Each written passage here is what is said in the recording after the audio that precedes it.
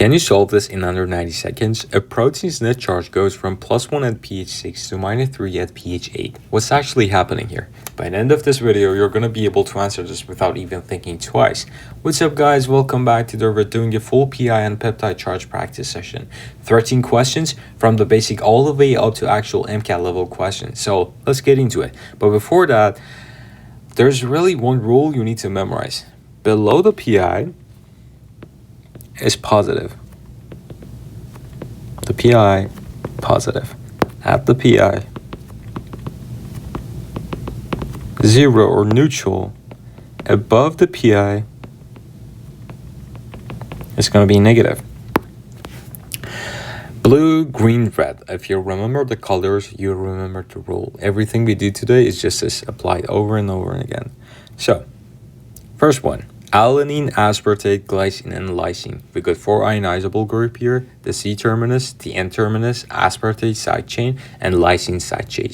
So I'm going to show them on a diagram. This is the N terminus or amine group, and the pKa is 9.6.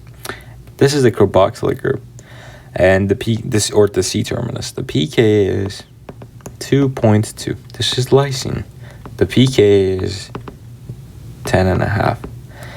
This is aspartic acid, but the pKa is 3.9. And what I usually do before starting anything, I would write down the pKa's from the lowest to the highest. So it goes from 2.2 to 3.9 to 9.6 to 10.5. And now, let's just start. Start at the really low pH. Everything is fully protonated because of the environment. It's really acidic. There's lots of proton in it. N terminus is positive because we gained that proton here. Lysine chain is positive because we also gained that proton from NH2 to NH3 plus. Aspartate and C terminus are neutral. Net charge +2. That's it. And why are they neutral? Because if we have lots of proton here, they're gonna attach to it. So we're gonna have COOH, the carboxylic group. This one is neutral. But if we lose that later on, when we increase the pH, when we lose that H, it's going to be COO, so COO negative, so the net charge is -1 from 0 to -1. This is not necessary, so I'm going to remove it. So, as we said, at the really low pH, the net charge is +2. I'm going to write it down with the blue one. +2. Now, as we raise the pH, groups start losing protons. Lowest pKa first. C terminus goes first at 2.2. So we drop the +1. So we drop to +1. And we're going to have +1 here. Next is aspartate. At 3.9, that drops us to 0. It's going to be 0 here. This is our Zwitterion window. This is where we would have our isoelectric point. Next group is the N terminus at 9.6. Once that goes, we drop below 0. We're going to be negative.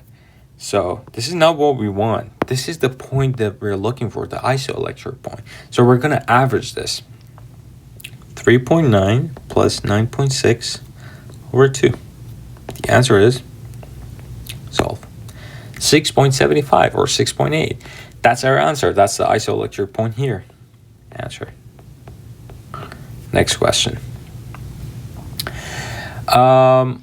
Glutamate, alanine, aspartate, glycine, and serine. So we also have the, as we can see here, this is the N terminus. The pKa is 9.6. This is the C terminus. pKa is 2.2. This is the aspartate. pKa is 3.9. This is the glutamate. This is 4.2, the pKa. And as I said before, write down from the lowest pKa to the highest. This is 2.2, 3.9, 4.2, and 9.6. So, notice something here. No basic side chains at all. Just 2 acidic ones, glutamate and aspartate. Starting charge is just +1 from the N terminus. That's it. That's the only plus charge that we have here. So, +1 here. And because of the N terminus. C-terminus drops first at 2.2, bringing us to 0. I'm sorry, with the green, bringing us to 0. And right after that, aspartate goes at 3.9, which would push us negative, and we don't want that. This is the range that we're looking for. So our PI is between 2.2 and 3.9. That average to 3.1, and because it's obvious, but we're gonna write it down. I'm sorry, I solved it in my head.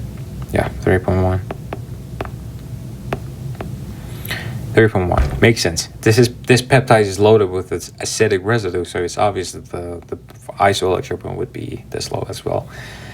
Next one, we have arginine, glycine, histidine, valine.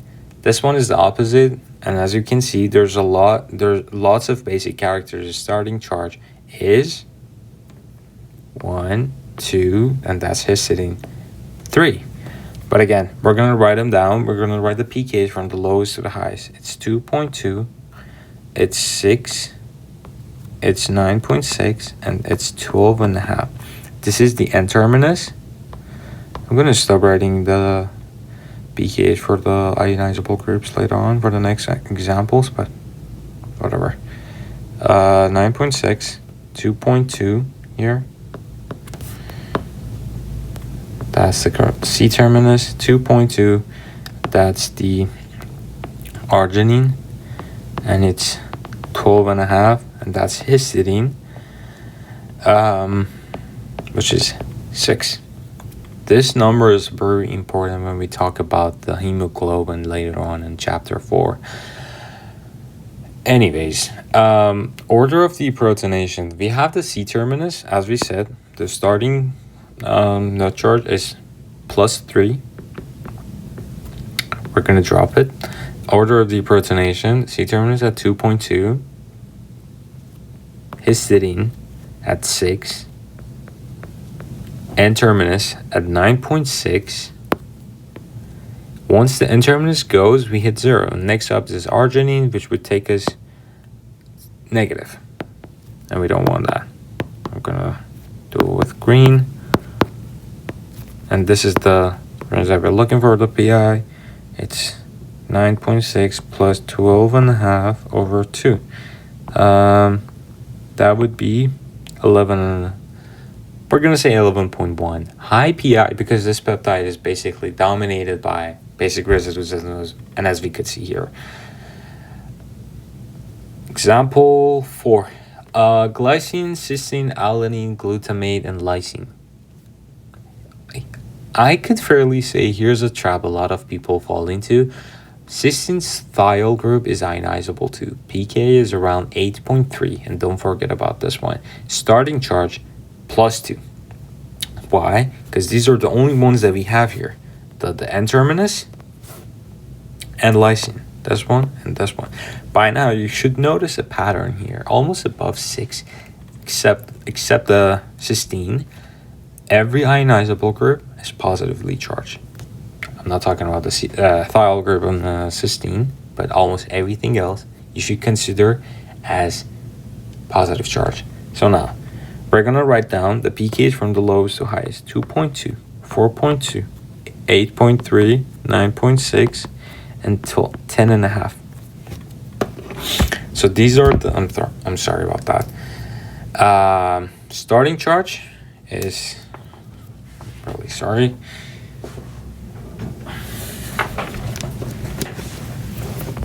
Starting charge, it's not working. Oh my God. Yes, the starting charge is +2. C-terminus goes at 2.2 plus 1. Then glutamate at 4.2. That's our 0 that we're looking for. Next group is cysteine thiol at 8.3, and then we're going N-terminus, and then we're going for lysine. But doesn't matter. This is the range that we're looking for. 4.2 plus 8.3 over 2. It's gonna be, yes. Oh, I missed it. It's almost 6.3.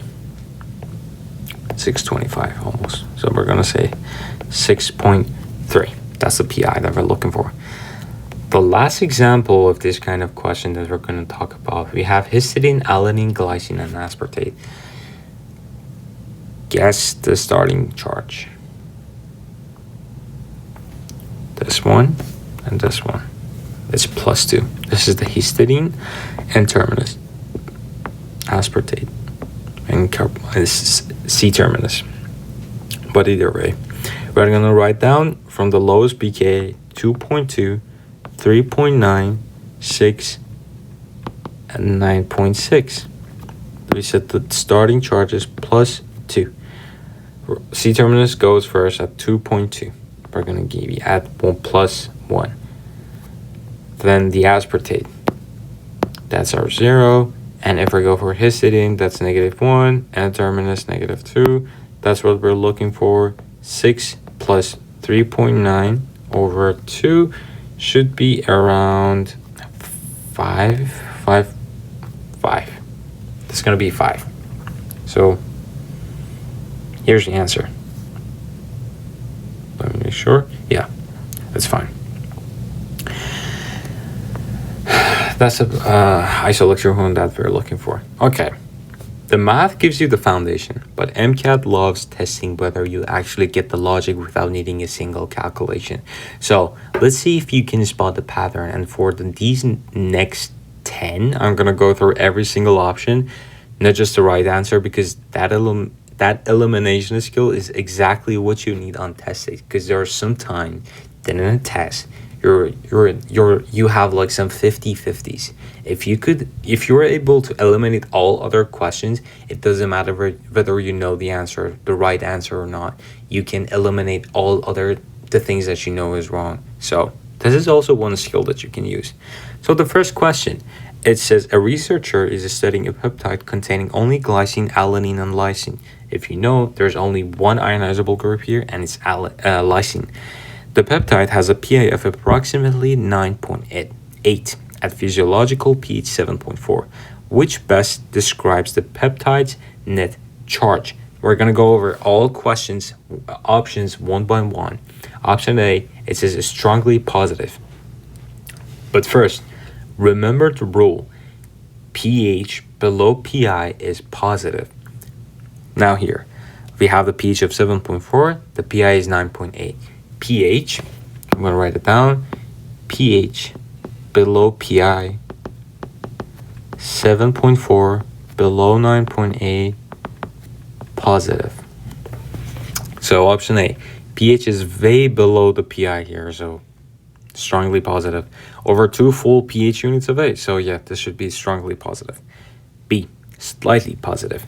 That would apply if pH was close to PI, but as we said, 7.4 and 9.8 isn't close. C, neutral. That only happens right at the PI, and we're nowhere near it. I don't know why it's there. Negative. That would mean pH is above the PI, but 7.4 is below 9.8, so these are both backwards. See? Easy. The answer is option A. I'm gonna show it with black. Anyways, yellow. Oh, maybe this one. A.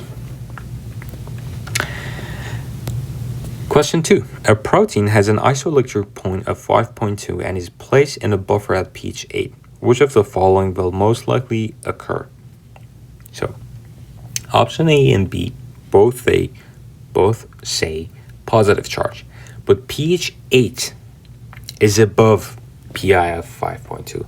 As we say, if pH is above PI, which in this case is 8 bigger than 5.2, it's going to be negative. So the protein should be negative, not positive. Both A and B are wrong. Wrong.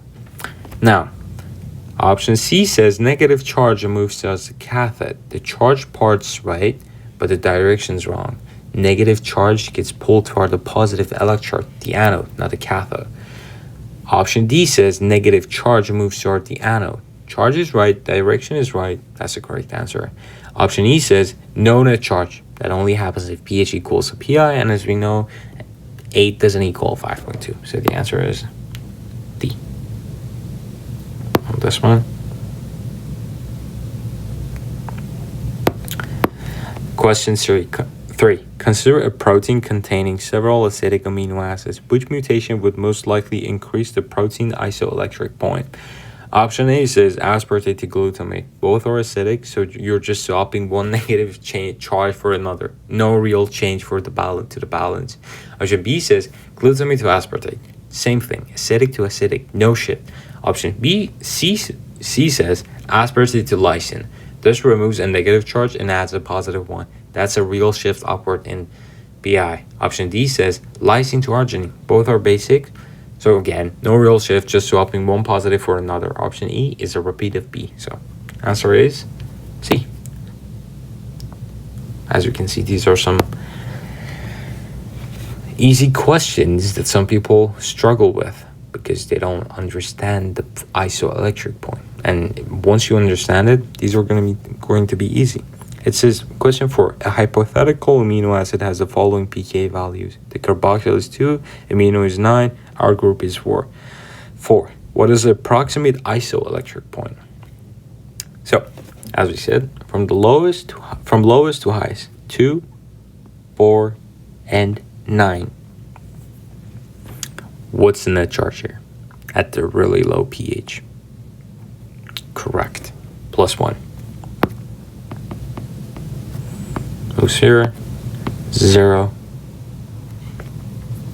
Goes from 0 to -1, -2.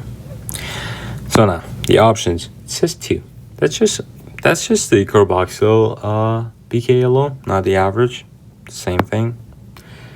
3. That's the average of 2 and 4. The 2 acidic side pKs. Since this is an amino acid, that's the right pair to average. See? We have the 0 here. Option C. It says what? 4. That's just the R group pK alone. Option D says 6.5. That would be averaging 4 and 9. But as we can see here, this is the negative part here, and it's not an isoelectric point.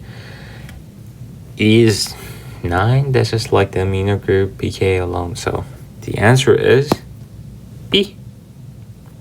I'm sorry I didn't calculate this because it was kind of obvious. Sorry about that. So, question 5. It says a scientist wants to separate two proteins using isoelectric focusing. Protein X has a pI of 6, protein Y has a pA of 9. Both are placed in a pH gradient from 3 to 11. Which statement is correct? So, before that, because we didn't went through the method of separation, you should kind of understand that the protein would try to be at its pI because there is a net charge. If it's not, there's a net charge trying to shift it toward its pI to be neutral. It doesn't want to be charged.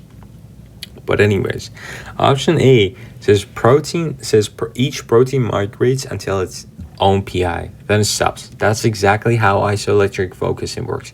Each one settles at a pH matching its own pI. Option B says X goes acidic, Y goes basic. That's not really how it works. They don't just head to one end, they stop at their specific pI value. Option C says both migrate to the same pI. That doesn't make sense again. They have different pIs, they stop at different points, and if they were like migrate to the same pH, what would be the point of doing the isoelectric focusing? Option D says protein stays positive throughout. No. Once it hits pH 6, its own pI, it becomes neutral and stops. Option E says protein Y stays negative throughout. Same issue, it becomes neutral once it hits pH 9. So the answer to this question is A. I'm not gonna highlight all of it. So question 6, a peptide has the following ionizable group. C-terminus pK is 3, aspartate is 4, and terminal is 9, lysine is 10.5. What is the best estimate for the peptide pI? I'm not going to go over all the options here again because, you should master it by now. 3, 4, 9, 10.5. We have this one, +1. Then we have the amino group, +1. The starting charge is +2. We're going to lose the protons one by one, +1, and we're going to have the 0 here. So the isoelectric point is the average of 4 plus 9 over 2, which is 6.5. The answer is C. Should have done that easily by now. Question 7. A protein has a pI of 7 and is placed in a solution at pH 7, then subjected to an electric field. What is the most likely observation? This is also intuition. You should understand it by now. Option A says migrates rapidly toward the anode. No, at the pI, the protein has no net charge, so it wouldn't move rapidly in any direction. B, rapidly toward the cathode. Same problem. C, it says it's slowly toward the anode, still implies some directional movement, which shouldn't really happen at net zero charge. So that's it. The answer is E, exhibit minimal net migration, because D also have the same problem as C. Question 8. A mutation replaces a surface-exposed glutamate residue with lysine, assuming no major structural change, which is most likely happen. Let's go over the options. Option A, pI decreases. No. Removing a negative and adding a positive pushes the pI up, not down. Proteins pI will increase. Option B. Correct. Same logic as the question 3. We went over this one. Question 3. Option C. Option C. pI stays unchanged because both are ionizable. Being ionizable isn't the point. It's whether they're acidic or basic that matters. And this is a real change from acidic to basic. Option D says the protein will become more negatively charged at pH values. That's backward. Removing a negative charge should make it less negative overall. How is it? Option E says loses all ability to form ionic interaction. Lysine is still ionizable, so this isn't true either. So the answer is obvious, B. Question 9. It says a protein of 100 amino acids contains 110 aspartate, 8 glutamate, 5 lysine, 4 arginine, and 2 histidine residue, plus 1 terminal amino group and C terminal carboxyl group at pH 7.4, which is the most reasonable prediction. So in this type of question, these are pretty rare that you're not expecting to see it in an exam, but if you do, just go for an overall charge. What I mean is, we have aspartate and glutamate. We have 18 residue that have negative charge. We have lysine, arginine, and histidine. We have 11 group. We have 11 group with positive charge. So overall, you could estimate that the charge is negative. So let's go over the options. Option A, net positive. This should be negative, not positive. So A is out. B, net negative. Matches the count. More acidic residue means the protein's pI is likely below 7.4. So the physiological pH, it's negative. C, it says it's 0. No, that would require both acidic and basic groups to appear perfectly balanced, which I don't hear. D, charge cannot be predicted. Actually, you can get a reasonable prediction just from counting residue types, so this isn't right either. Option E, pI must be exactly 7. Nothing here tells us the exact pI value, just the general direction of charge, so don't worry about it. So the answer is B. Now to question 10. It says a researcher measures the protein net charge across pH range. pH 3 is plus 8, pH 5 plus 4, pH 6 plus 1, pH 7 0, pH 8 negative 3, pH 10 negative 7. The researcher raises the pH from 6 to 8, which best explain the observed change. So at pH 6, the value is plus 1. The net charge is plus 1. At pH 8, the value is, so basically the question, negative 3. So the question is, how did we, pH 6, pH 8, plus 1, negative 3. So the question is, how do we ended up having from positive 1 to negative 3? So option A says the proton The protein gains proton, becoming more positive. That's backward. Raising pH means the environment has fewer protons available, so the protein loses them, not gains them. Option B, loses proton, more negative. This matches as pH rises, deprotonated charge drops. Option C, protein gains electron. Option D again, the protein loses electron. This isn't a redox reaction, it's a simple acid-base chemistry, so electrons are not involved. So don't worry about it. If you see something that you don't know anything about and you're like, oh, did I ever study about electrons or like redox reactions in the isoelectric when I was studying isoelectric point? No, so it's not the answer. There's no way they would do it, and it's not possible. Option E says the protein undergoes peptide bond hydrolysis. That would break the peptide apart structurally, which isn't what's being described here. This is just a protonation state change. This is just protonation states changing. Yeah. So, last three. These are pulled straight from actual MCAT style material. Let's go through every option on these two, since this is exactly the kind of question you'll see on the test day. Question 11. The isoelectric point of an amino acid is defined. Option A, the pH where the amino acid carboxyl group is uncharged. Option B, the pH of maximum electrolyte mobility. pH. Option C, the pH where the amino acid's amino group is uncharged. D, the pH where the amino acid has a net charge of 0. Option A, that's not it. That's just describing one group's pK, not the whole molecule. Option B says the pH of maximum electrolytic mobility. That's actually the opposite. That the pi mobility is at lowest, and that's basically the why we have the isoelectric focus, the method of separation, because there's no net charge to move the molecule in an electric field. Option C says the pH where the amino group is uncharged. Same problem as A, that's just one group. Option D says the pH where the amino acid has a net charge of 0. That's the real definition. It's about the whole molecule net charge, not any single group. So the answer is D. So now, question 12 is, I changed it to something like this. So I was just trying to show that you would understand the question, not just like memorize it. I wasn't trying to show you like a test multiple choice question again.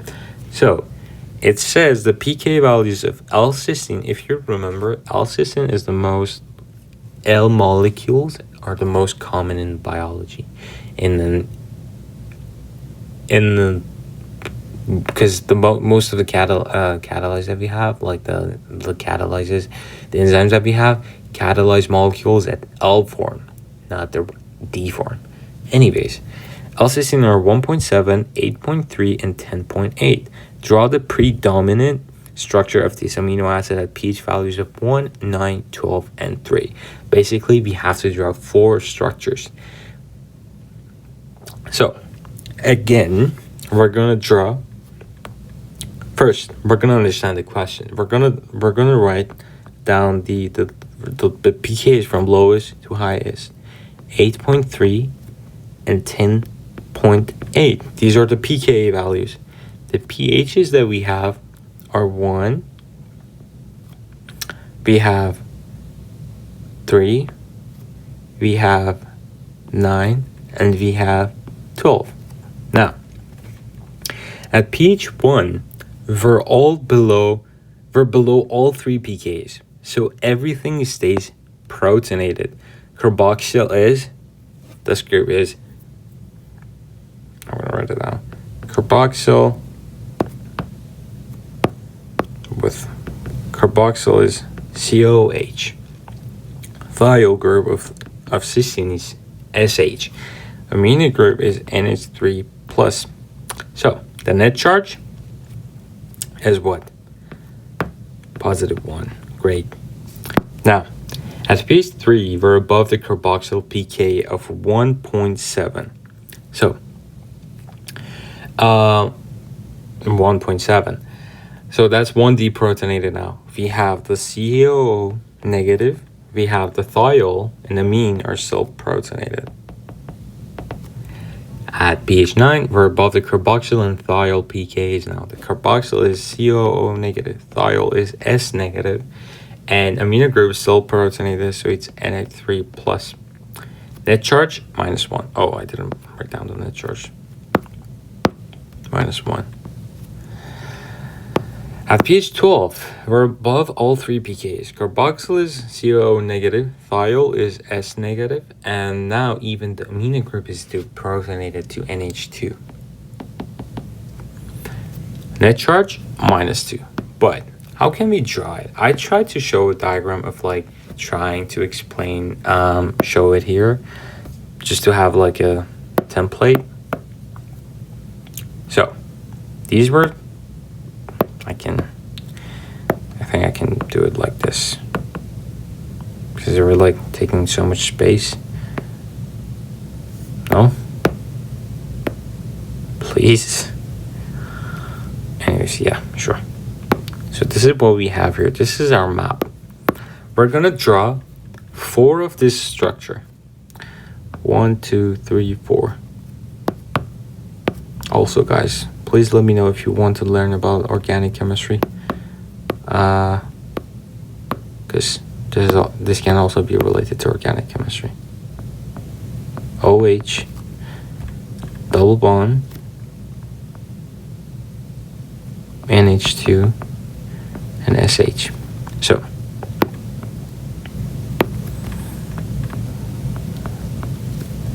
O and SH. Perfect. Not perfect though, but what?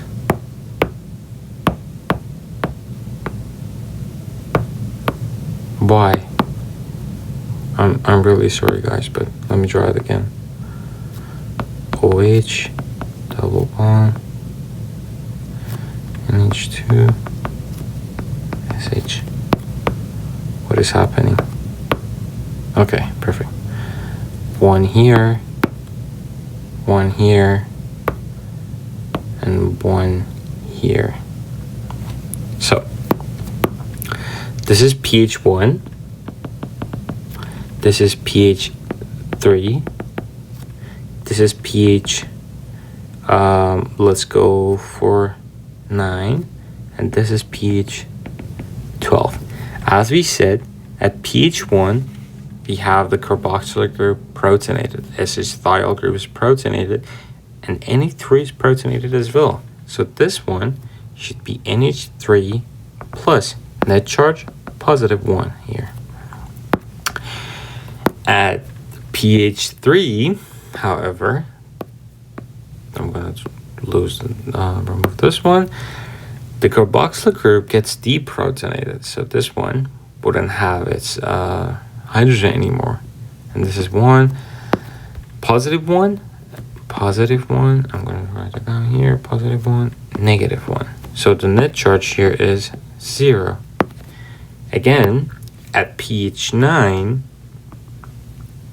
the thiol group would start to lose its proton, deprotonate. So -1, we have a -1 group here. NH3 plus, we have a +1, we have -1, we have -1 plus -1, -2 plus 1. The overall net charge is -1. And now, here, lastly, we're going to have a deprotonated carboxyl group, a deprotonated thiol group, and a deprotonated amino group. So this one is neutral right now. So the overall charge is -2. That's how we draw them. Last question. The pKa values of L-valine are 229 and 947. At what pH does it have its lowest water solubility?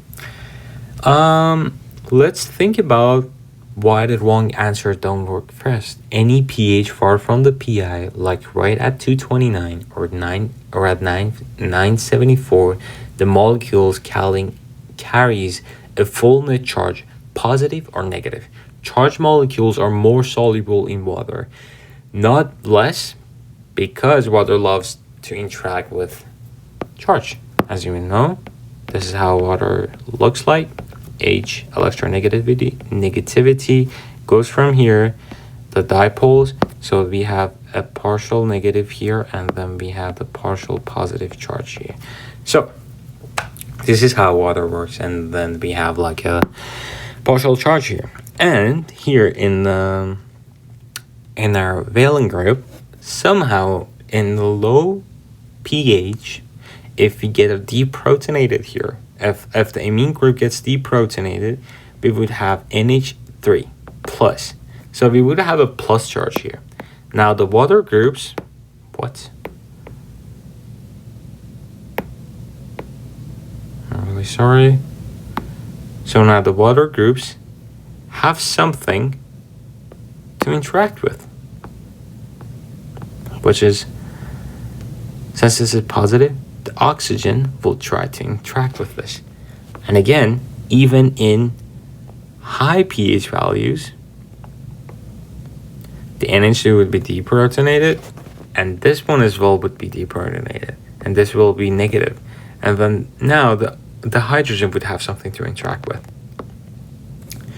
So the lowest solubility happens exactly at the pi, where the molecule's net charge is 0. And this is the structure that we would have for the, if we're looking at exactly at the pi. There's no net charge here. This one is deprotonated. This one is protonated. So this is not, I'm sorry. This is, I'm going to draw it again. Oh my God. O negative. NH3 plus, C3, and CH3. There is a -1 here, and there is a +1 charge here. The overall, 0, or neutral. No charge means nothing pulling it into solution, so it's most likely to precipitate out. Average the 2 pKs, 229 and 974, that gives us 229 plus 974 over 2, 11 almost. Yeah, this one here. What? Okay, I'm going to count it. Let's say 12 something, 6. We're going to go with 6. Yeah, 6. That's a PI, and where the solubility bottoms out. So at PI, pH 6, no solubility. You cannot say nothing gets like in the solution, like we're not going to have it. But again, it's not going to be much of a difference with nothing in comparison to have nothing there. So that's the rule. So here's a recap. The rule is below PI, I'm going to go up again. The rule is below PI is positive. At the PI, neutral, and above PI, it's negative. Everything today came back to that one idea. Chapters are down in the description if you want to jump to any specific problem. Next up, I'm thinking either a full breakdown of protein structure chapter or a video on most common amino acid traps that show on a test day. Let me know in the comments which one you want first. Thank you for watching, and see you in the next one.